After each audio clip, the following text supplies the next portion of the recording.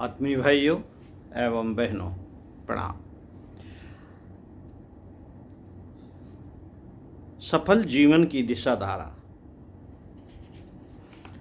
छात्र एवं युवा वर्ग के लिए अत्यंत उपयोगी, अनुपम एवं संग्रहणीय ग्रंथ से आपको पढ़कर सुना रहे थे। इसी क्रम में स्वसंकेत साधना आपको पृष्ठ 231 से पढ़कर सुनाते हैं। आइए सुनते हैं। स्वसंकेत साधना। हमें दूसरों के विचारों से प्रभावित न होकर स्वयं अपने ही विचारों से अपने भविष्य का निर्माण करना चाहिए। अपने आप को समझाना सबसे जरूरी है। आत्म प्रेरणा के अनुसार चलकर ही हम विश्वास और साहस प्राप्त कर सकते हैं। मनुष्य अपना निर्माण करता स्वयं है। मनुष्य अपना निर्माण करता स्वयं है। आत्मावलंबन की भावना को बढ़ाने का प्रयास करते रहने से जीवन में नया उत्साह और आनंद प्राप्त होता रहता है। इससे विपत्तियों को सहन करने की सामर्थ्य और बल भी मिलता है। हमें अपने अंतर जगत को सब ओर से प्रकाशित करना चाहिए। जीवन की यथार्थता हमारे विचारों पर निर्भर है। दूसरों से प्राप्त संकेत हमारे मन पर स्थायी प्रभाव नहीं डालते, परंतु बार बार मिलने वाले स्वसंकेत ग्रंथ का रूप ले लेते हैं। बार बार मिलने वाले स्वसंकेत ग्रंथि का रूप ले लेते हैं। स्वयं का अध्ययन करके मन क्षेत्र की दुर्बलताओं को निकालना और उच्च आदर्शों का बीजारोपण करते रहना लाभप्रद होता है। आकांक्षाओं को जिस ओर बढ़ाना हो उसके लिए स्वसंकेत निर्मित कर अपनी आत्मा और शक्तियों को उस ओर चलने का आदेश देते रहें। अपने साथ मित्रवत व्यवहार करते हुए सद्गुणों के निर्माण में लगे रहें। मित्रों, हमारे मन के दो स्वरूप हैं। हमारे मन के दो स्वरूप हैं, एक चेतन और दूसरा अचेतन। मन की शक्ति इन दोनों पर निर्भर है। चेतन हमारी बौद्धिक प्रगतिशीलता पर निर्भर है। जो कार्य हम नित्य प्रति सोच समझ कर करते हैं वे चेतन मन द्वारा संपन्न होते हैं। यह मन हमारी जागृत अवस्था पर आश्रित है। अचेतन मन हमारी चेतना का दास नहीं, हमारी चेतना का दास नहीं है। वह सर्वथा उन्मुक्त और स्वाधीन है। बिना चेतना की आज्ञा तथा आदेश के वह जो चाहे कर सकता है। मन का यह भाग हमारे अधिकार में नहीं है। कभी कभी इसके कार्य हमारी इच्छा के विपरीत होते हैं। यह सोते जागते प्रत्येक अवस्था में क्रियाशील रहता है। न चुपचाप बैठता है, न थकता है और हमें निर्देश देता है कि तुम अपना काम करो, हमें अपना काम करने दो। हमारी प्रेरणाएं यहीं से उत्पन्न होती हैं। अचेतन मन हमारी मूल प्रवृत्तियों और अनुभवों से जुड़ा है। संकेतों का प्रभाव हमारे अचेतन मन पर जहां मानसिक ग्रंथियों का जाल बिछा रहता है पड़ता है। संकेतों का प्रभाव हमारे अचेतन मन पर जहां मानसिक ग्रंथियों का जाल बिछा रहता है पड़ता है। वास्तव में अचेतन मन ही हमारी शक्ति का भंडार है। इसमें समाई गुत्थियों को जड़ से काटना और नवीन उत्साह प्रदान करने वाली उत्कृष्ट ग्रंथियों का निर्माण करना ही संकेतों का कार्य है। संकेतों द्वारा विपरीत ग्रंथियों को सहज ही हटाया जा सकता है। तत्पश्चात नवीन ग्रंथियों का इच्छानुसार बीजारोपण किया जा सकता है। बुरे वातावरण, कठोर व्यवहार एवं परिस्थितियों के कारण हमारे अचेतन मन का निर्माण उचित रीत से नहीं हो पाता। हम उसमें तुच्छता, नीचता या दीनता की ग्रंथियां अनजाने में ही बना डालते हैं। जब मां अपने पुत्र को कहती है तू कपूत है, जब मां अपने पुत्र को कहती है तू कपूत है, तेरा भाग्य खराब है, तुझे संसार में कोई भी न पूछेगा, तो ये विचार अचेतन मन के गहरे भाग में उतर जाते हैं। अचेतन मन के गहरे भाग में उतर जाते हैं और वहां उनकी ग्रंथि बन जाती है। इन्हीं कारणों से हजारों युवक आत्महीनता की ग्रंथियों से ग्रसित रहकर अपना नसीब फोड़ा करते हैं। मित्रों, दूषित संकेतों से अचेतन मन का निर्माण भी दूषित ही होता है। यदि आप विरोधी विचार, प्रतिकूल परिस्थिति, अपनी त्रुटियों पर मानसिक क्रिया केंद्रीभूत करेंगे तो वे अमिट रूप से मानसिक स्तर पर अंकित हो जाएंगे। अचेतन मन के संसार की रूपरेखा हमारे विचारों द्वारा ही निश्चित होती है। मित्रों, जिन भावनाओं, विचारों, कल्पनाओं का हम दृढ़तापूर्वक चिंतन करते हैं, जिन आदर्शों पर हम अधिक काल तक विचार करते हैं, वे अचेतन मन में उतर जाते हैं और स्थिरता धारण कर लेते हैं। स्थिरता धारण करते हैं। यदि इन्हें एक दो बार करके विचार क्रिया को छोड़ दिया जाए तो पुनः उनका क्षय हो जाता है।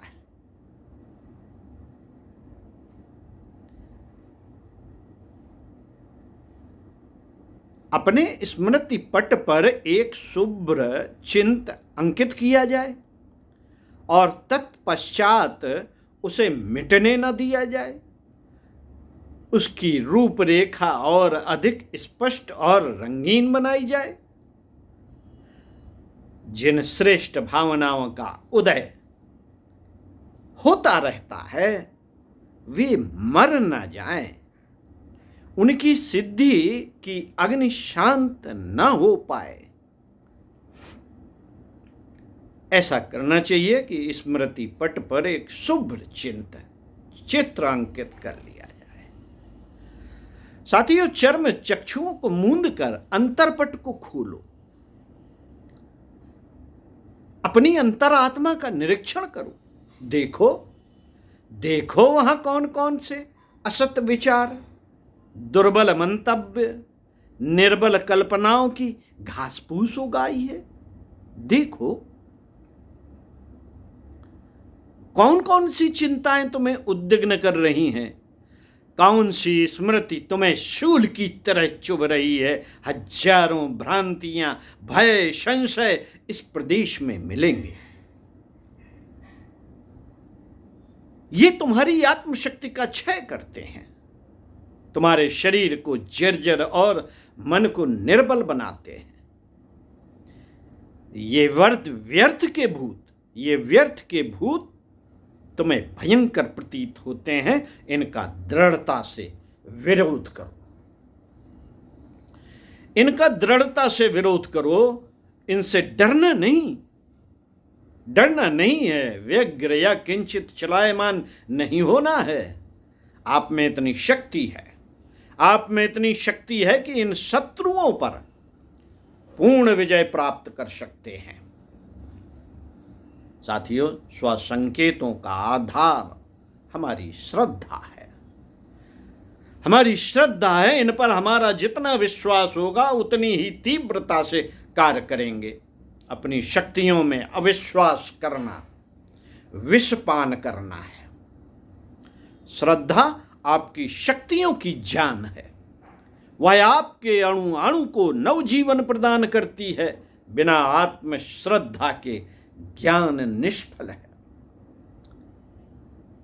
किसी पर श्रद्धा करो या न करो, अरे अपने ऊपर तो श्रद्धा करो, इसमें क्या दिक्कत है। बिना आत्म श्रद्धा के ज्ञान निष्फल है, क्रिया शक्ति रहित है, संकल्प निर्जीव है और मनुष्य क्षुद्र प्राणी है। साथियों, सर्वप्रथम छोटे छोटे संकल्प लेकर सफलता प्राप्त कर आत्मश्रद्धा को बढ़ने का अवसर दीजिए। जीत के दिखाइए। आत्मश्रद्धा विकसित होने लगेगी, आत्मबल मजबूत होने लगेगा। तत्पश्चात कार्यों को बढ़ाते जाइए। ऐसा करने से आत्मविश्वास में पर्याप्त अभिवृद्धि हो जाएगी और ज्यों ज्यों हमारी आत्मश्रद्धा बढ़ेगी, ईश्वरीय सत्ता से हमारा संबंध स्थापित होता जाएगा। पहली बार ही कोई दुष्कर कार्य न ले बैठो जो आपकी पहुंच के बाहर हो। ऐसा करने से कई दिन का एकत्रित आत्मविश्वास नष्ट हो जाएगा। अभ्यास के प्रारंभ में एक ऐसी कमरे का चयन करें जहां एकांत हो। सामने एक बड़ा शीशा रख लें, उसमें अपनी आकृति को ध्यान पूर्वक देखें। आपके नेत्रों से तीव्र प्रकाश झलक रहा है। आपके चेहरे से सफल पुरुषों जैसा आत्म प्रकाश आ रहा है।